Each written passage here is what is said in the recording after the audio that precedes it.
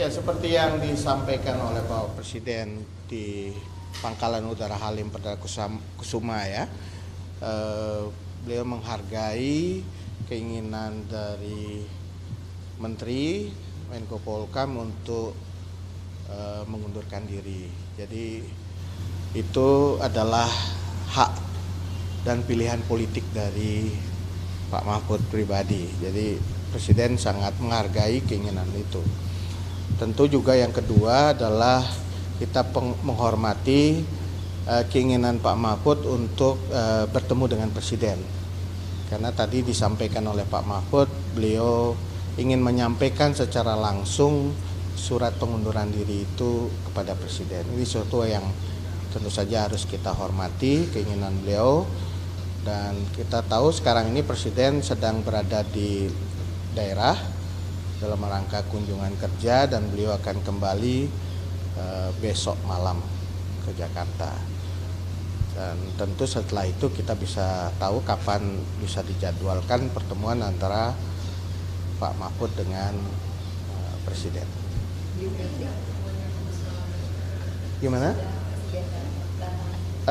Bisa saja ya, tergantung waktu yang dialokasikan, dijadwalkan untuk pertemuan itu ya, karena Pak Presiden juga mendaratnya mungkin malam juga. Tapi keinginan Pak Mahfud sudah disampaikan ke Presiden? Ya tentu keinginan itu sudah diketahui karena terpublikasi secara luas dan hari ini juga disampaikan oleh Pak Mahfud sendiri. Tetapi seperti yang tadi saya sampaikan, Presiden tentu menghormati keinginan dari Pak Mahfud untuk menyampaikan secara langsung surat pengunduran diri itu. Tapi ada kemungkinan bertemu di luar Jakarta, karena mungkin ada Pak Mahfud bisa balik ke Jakarta.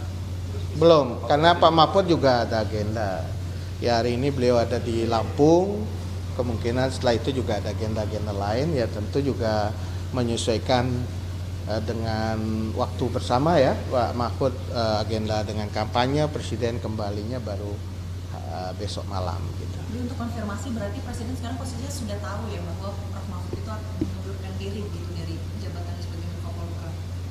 Baru tahu nanti setelah secara resmi kan, setelah beliau menerima surat pengunduran diri. Tapi dari informasi tentu sangat banyak yang sudah beredar dan hari ini sudah dinyatakan secara langsung oleh Pak Mahfud MD. Tadi kan Prof Mahfud sendiri membawa surat begitu yang dikatakan nanti akan disampaikan langsung pada Presiden. Jadi mekanismenya nanti untuk pengunduran diri ini seperti apa? Karena sepertinya akan ingin disampaikan langsung kepada Presiden. Iya, seperti yang beliau sampaikan, Pak Mahfud sampaikan ke media, itu kan beliau akan menyerahkan langsung surat pengunduran diri itu kepada Presiden. Ini saya kira satu hal yang perlu kita hormati karena ini bagian dari tata krama yang memang dipercaya, diyakini oleh Pak Mahfud harus dilakukan, dan itu saya kira sangat baik sekali bahwa beliau menyampaikan secara hormat pengunduran diri itu kepada Presiden. Beliau kan mengingat masa jabatan pemerintahan Pak Presiden sebentar lagi dan Pak Mahfud misalnya mau mundur dalam sisa masa jabatan ini, adakah pertimbangan-pertimbangan dari Pak Presiden misalnya untuk jangan dulu deh atau kayak bisa bertahan dulu? Iya, kemungkinannya ada atau tidak seperti itu? Apa karena ditahan oleh Presiden? Iya, apa karena menghormati keputusan politik aja? Iya, ini kan tentu kita harus juga menghormati keinginan dari Pak Mahfud ya. Jadi Pak Mahfud sudah menyampaikan surat pengunduran diri, tentu pertimbangan utama dari apa yang jadi keinginan dari Pak Mahfud itu. Berarti nanti surat itu meskipun disampaikan kepada Presiden, nanti akan tetap prosesnya melewati Kementerian Sekretariat Negara begitu ya, Bu? Ya, mekanismenya kan setelah disampaikan, ketika Bapak Presiden memberikan persetujuan, tentu ada kepresnya juga untuk pemberhentian dan selanjutnya menunggu arahan Presiden mengenai pengisian posisi Menko Polhukam. Tentu ini harus betul-betul kita pastikan penyelenggaraan pemerintahan dan fungsi yang harus dijalankan oleh Menko Polhukam itu tetap berjalan seperti biasa. Jadi posisi Menko Polhukam sendiri, apakah ada potensi akan head interim atau mungkin Presiden melantik fungsi? Kita tunggu arahan Presiden saja. Soal ini kan pengganti juga radar-radar untuk mencari nama-nama itu apakah udah bilang dulu, karena mungkin nggak bakalan kebakalan mendadak ya Pak?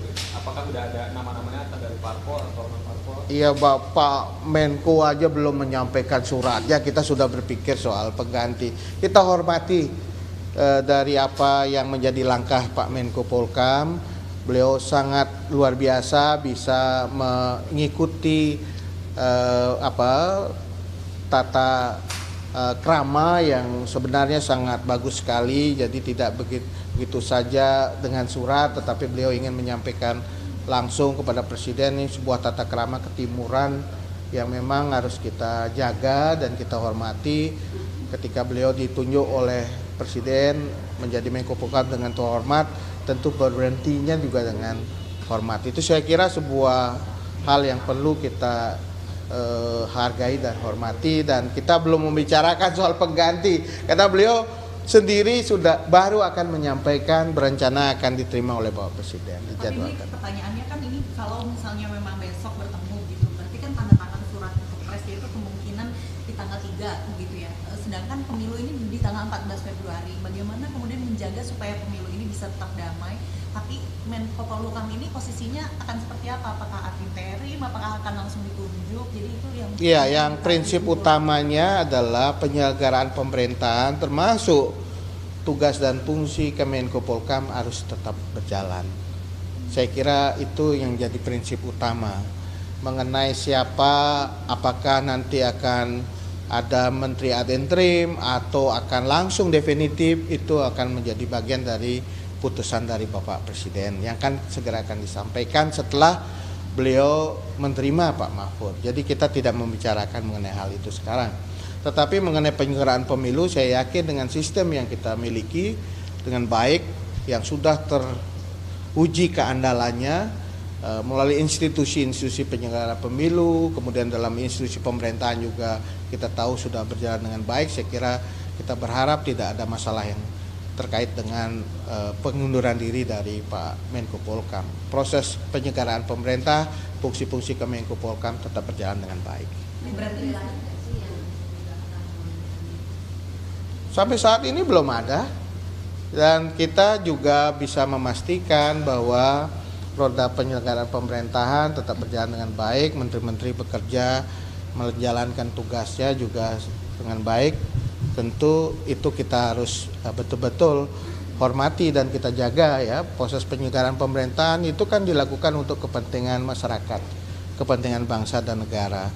Jadi kita harus betul-betul mengapresiasi ketika roda pemerintahan ini berjalan dengan baik, dengan menteri-menteri berjalankan fungsinya dengan baik. Ini jadi meskipun ad interim maupun disampaikan kalau misalnya ada ketidaknyamanan dalam kabinet, kemudian diperiksa masyarakat itu tidak. Oh, itu jelas tidak ada. Teman-teman sendiri di istana pasti mengetahui bahwa ada SOP pengamanan yang sudah baku yang dijalankan oleh Pas Pampres, dan sistem pengamanan itu tidak berubah seperti yang berjalan seperti yang sebelumnya. Termasuk juga ketika menteri-menteri akan ratas atau sidang kabinet paripurna, tidak ada perubahan terhadap SOP pengamanan. Itu bisa di cross check. Teman-teman sendiri di istana juga bisa melihat bagaimana suasana ketika pengamanan menjelang sidang paripurna dan juga dalam lingkungan istana. Selain itu, saya juga ingin sampaikan bahwa suasana dalam rapat-rapat kabinet, sidang paripurna juga suasananya sangat akrab, sangat dekat, sangat cair begitu. Terlepas dari menteri-menteri itu berasal dari partai politik yang berbeda ataupun dari koalisi paslon yang berbeda dalam pilpres, tetapi suasananya sangat akrab. Sebelum rapat kabinet ada di ruang tunggu bersama-sama bicara, ngobrol bersama, berinteraksi, berkomunikasi, saling sapa, kemudian juga bahkan ada bercanda.